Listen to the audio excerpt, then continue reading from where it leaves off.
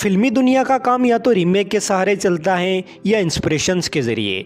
लगभग हर फिल्म किसी व्यक्ति विशेष के जीवन, अखबार के लेख, नोवेल, किसी पौराणिक पात्र या फिर किसी अन्य फिल्म से ही इंस्पिरेशन लेकर बनाई जाती हैं।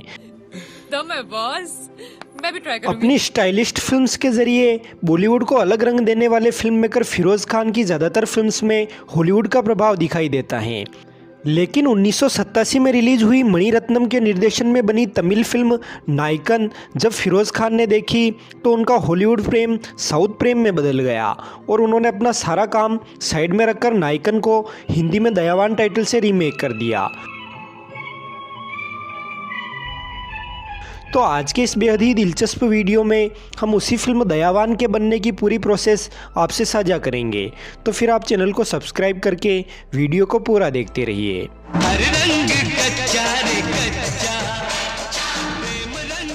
दयावान नायकन का हिंदी रीमेक होने के बावजूद नायकन से काफ़ी अलग थी, क्योंकि फिरोज़ खान ने इसे अपने साँचे में ढालकर जो बनाया था, और इसी के चलते ये फिल्म नायकन के हीरो कमल हासन को भी कुछ खास पसंद नहीं आई थी। क्या गुंडा बनेगा रे तू? वैसे 1986 की फिल्म जाबाज की सफलता के बाद फिरोज़ खान ने यलगार टाइटल से एक फिल्म शुरू कर दी थी, जिसमें कल्याण जी आनंद जी के कंपोजिशन से सजे गाने रखे जाने थे और अनिल कपूर, जैकी श्रॉफ, श्रीदेवी और अनुराधा पटेल जैसे यंगस्टर्स के साथ फिरोज़ खान खुद मुख्य भूमिका में नजर आने वाले थे। लेकिन तमिल फिल्म नायगन रिलीज हुई और फिरोज़ खान की दिशा ही पलट गई। खैर, उन्हीं दिनों अमिताभ बच्चन के साथ शहंशाह फिल्म बनाने वाले एक्टर डायरेक्टर टीनू आनंद भी तमिल फिल्म नायगन के एक महत्वपूर्ण किरदार में थे। तो नायगन के प्रोड्यूसर ने टीनू आनंद को सजेस्ट किया कि वो नायगन को हिंदी में रीमेक करे। साथ ही उन्हीं दिनों एक्टर जितेंद्र भी नायगन को हिंदी में रीमेक करना चाह रहे थे। लेकिन ये सब इस बारे में सोच ही रहे थे कि फिरोज़ खान अपने फिल्मी अंदाज में नायगन के प्रोड्यूसर के पास गए और 10 लाख की मोटी रकम देकर नायगन के राइट्स खरीद लिए। किसी फिल्म के लिए 10 लाख की राशि चुकाने जैसी बात उस समय कोई सोचता भी नहीं था। खैर, फिरोज़ खान उस समय यलगार फिल्म के ज़रिए जैकी श्रॉफ से संपर्क में थे, इसलिए उन्होंने ठान लिया कि शक्ति दयावान के रोल में तो जैकी श्रॉफ को ही लेंगे। लेकिन तभी फिरोज़ खान की मुलाकात टीनू आनंद से हुई और टीनू आनंद ने फिरोज़ खान को अमिताभ बच्चन का नाम सुझाया।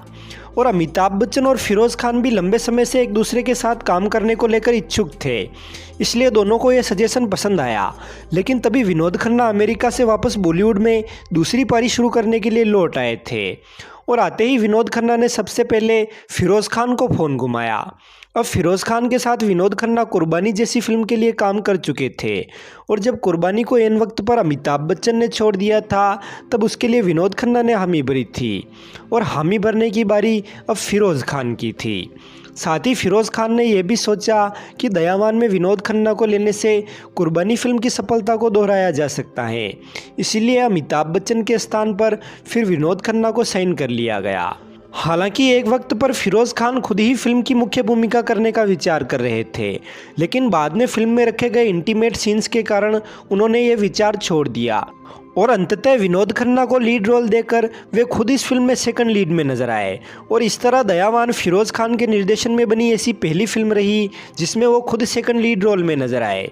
और इसी तरह फिल्म के फीमेल लीड के लिए भी पहले बन रही फिल्म यलगार की एक्ट्रेस श्रीदेवी को चुना गया था। लेकिन फिरोज़ खान की इस फिल्म को लेकर कई शर्तों के चलते श्रीदेवी इस फिल्म का हिस्सा नहीं बन पाई। पहली शर्त तो फिल्म के इंटीमेट सीन्स ही थे, और दूसरी शर्त ये थी कि दयावान की शूटिंग के समय श्रीदेवी किसी अन्य फिल्म की शूटिंग नहीं कर सकती थी, क्योंकि फिरोज़ खान इस फिल्म की शूटिंग कम से कम समय में निपटाना चाहते थे। और बाद में जब बोनी कपूर के सजेशन पर फिल्म के लिए माधुरी दीक्षित को साइन कर लिया गया, तब दिन रात शूटिंग करके फिरोज़ खान ने इसे 2 महीने में ही शूट कर लिया। हालांकि इस जल्दबाजी में की गई शूटिंग के चलते कई समझौते भी करने पड़े, जैसे कि फिल्म का एक सीन जिसमें फिरोज़ खान कुछ लोगों के साथ एक बिल्डिंग में जाकर तोड़फोड़ करते हैं, वो सीन असल में फिरोज़ खान के बजाय विनोद खन्ना पर फिल्माया जाना था। लेकिन किन्हीं कारणों के चलते विनोद खन्ना टाइम से सेट पर नहीं पहुंच पाए, तो वो सीन फिरोज़ खान ने खुद पर ही शूट कर लिया। साथ ही फिल्म का मोहम्मद अजीज़ द्वारा गाया गया गाना दिल तेरा किसने तोड़ा भी शूटिंग कंप्लीट हो जाने के बाद अलग से बाद में रिकॉर्ड करके जोड़ा गया। वैसे गाने से याद आया कि इस फिल्म के लिए फिरोज़ खान ने उनके रेगुलर कंपोजर्स कल्याण जी आनंद जी के बजाय लक्ष्मीकांत प्यारेलाल को चुना था और इसके बाद भी यलगार के लिए छन्नी सिंह को। साथ ही किंग ऑफ स्ट्रिंग्स कहे जाने वाले जोली मुखर्जी की भी बतौर सिंगर दयावान डेब्यू फिल्म रही, जिन्होंने फिल्म का गाना चाहे मेरी जान तू ले ले गाया था। वैसे इस गाने में लटके झटके लगाने वाली अदाकारा को आपने नहीं पहचाना हो तो आपको बता दूं कि ये वही दक्षिण भारतीय अदाकारा रम्या कृष्णन है जिसने बाहुबली फिल्म में शिवगामी देवी का किरदार निभाकर प्रसिद्धि हासिल की थी। व्यूअर फिल्म का सुपर पॉपुलर गाना आज फिर तुम पे प्यार आया है फिरोज़ खान ने पंकज उद्धास से उस समय उनके गाने चिट्ठी आई है कि सुपर पॉपुलैरिटी के चलते गवाया था।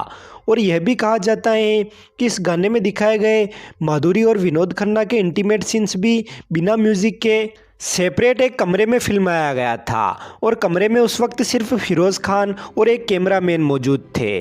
और इस सीन की वजह से उस समय काफ़ी कंट्रोवर्सी भी हुई थी और सेंसर बोर्ड की एक महिला मेंबर ने तो इस सीन को पास करने में भी एतराज़ जताया था, लेकिन फिरोज़ खान ने उन्हें यह कहकर कन्विंस कर लिया कि हस्बैंड वाइफ के बीच रोमांस होना तो स्वाभाविक है और मैंने सिर्फ वो ही दिखाया है। साथ ही इसी सीन के चलते फिल्म की रिलीज़ के बाद खुद माधुरी दीक्षित ने भी फिरोज़ खान से नाराज़गी जताई थी और इसके बाद फिरोज़ खान जो यलगार नामक फिल्म बनाने वाले थे उसमें काम करने के लिए भी माधुरी ने मना कर दिया था। और फिर जब मीडिया ने इस बारे में फिरोज़ खान से पूछा तो उनका कहना था कि माधुरी को शायद कोई गलतफहमी हो गई है और जब मैं उससे मिलूंगा तो इस बारे में बात करूंगा। और बाद में शायद माधुरी और फिरोज़ खान के बीच सुलह हो गई थी, इसलिए फिरोज़ खान ने माधुरी का मैरिज फंक्शन भी अटेंड किया था। वैसे माधुरी ने दयावान में विनोद खन्ना के साथ रोमांस किया और बाद में मोहब्बत फिल्म में विनोद खन्ना के बेटे अक्षय खन्ना के साथ। और ऐसा ही श्रीदेवी ने भी धर्मेंद्र और सनी देओल दोनों बाप बेटे के साथ रोमांस करके किया था।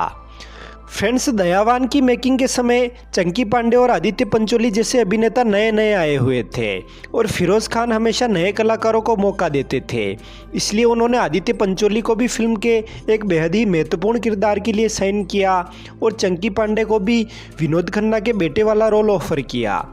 लेकिन चंकी पांडे ने किया कि ये रोल आदित्य पंचोली वाले रोल के मुकाबले काफ़ी कमज़ोर हैं, इसलिए उन्होंने इसके लिए मना कर दिया।